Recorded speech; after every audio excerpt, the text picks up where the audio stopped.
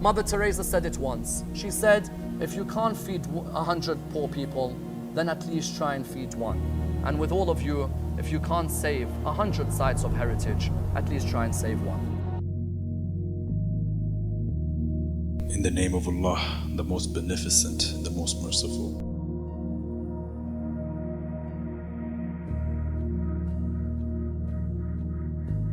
Does Allah not say in Surah Al-Kahf that the people of the Raqim are a sign of Allah subhanahu wa ta'ala? Without a doubt. In other words, that story was the base proof from the Quran that to build a mosque on top of people who have died and to erect a shrine on top of them was part of the ethos of the religion of Islam.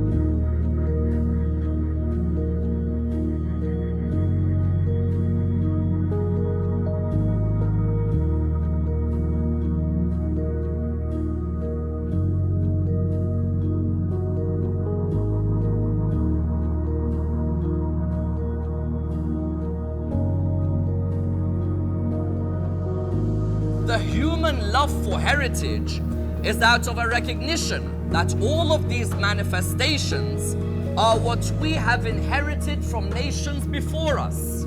When I love a particular monument, when I love a particular expression of art, when I love the tombstone of someone that I want to decorate, it's because I have a yearning to protect that which I've inherited. However, this is not the case in some places of the world and with some people. For example, with the Wahhabis inside of Saudi Arabia and beyond, history is not valued. As a matter of fact, the Saudis do everything they can to destroy history. And what history are we talking about? We're talking about Islamic history. Usually, if one professes to adhere to a certain perspective, then why would you at the same time try to destroy that perspective?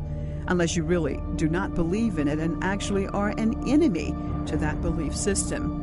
And as we can see that despite the regime in Saudi Arabia saying that it is the protector of the religion, its goal is pure destruction of Islam and Islamic symbols. The regime in Saudi Arabia has destroyed the majority of structures that were existing from the early days of Islam. If we look at one of the main places that Christians want to visit, it is the city of Bethlehem.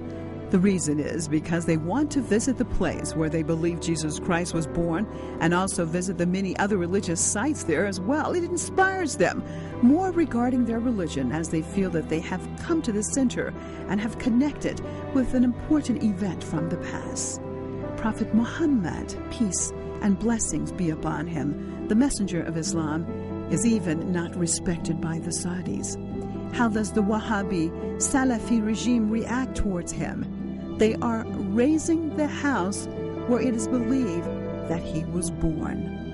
History is being erased with the excuse of expanding sites to accommodate pilgrims in Medina, in Mecca, and throughout Saudi Arabia. The real reason for them to erase this history is because they want to erase real Islam.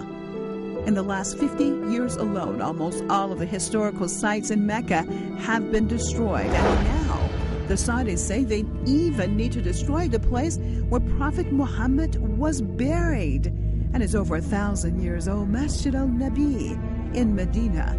They want to bulldoze it with the excuse of expansion. How can we allow this?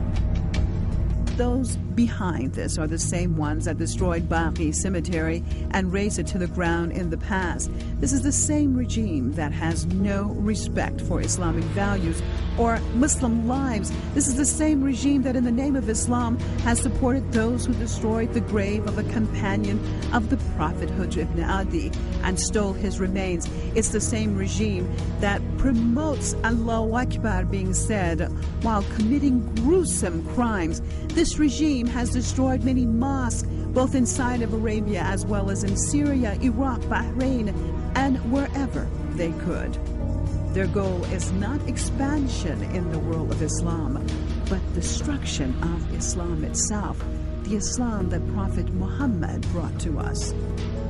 Muslims must be aware and stand up against this cancer that has invaded us. This cancer, Salafism, Wahhabism, must not be allowed to eat away the body of Islam.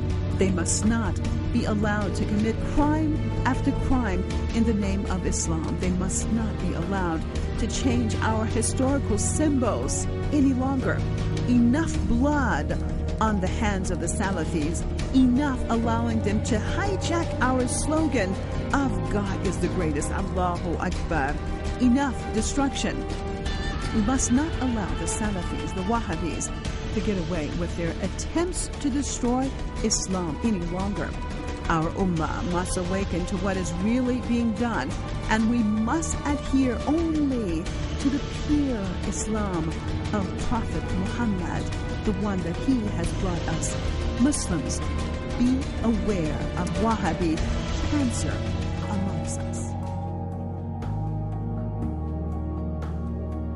If it wasn't for Allah telling the Muslims to do jihad and defend themselves, there wouldn't be a single church, synagogue, or mosque on the face of the earth. Ya Allah, you're the Lord of the Muslims supposedly. Why care about the church and the synagogues? It's because every place of heritage which reminds us of Allah is to be protected and is to be honored.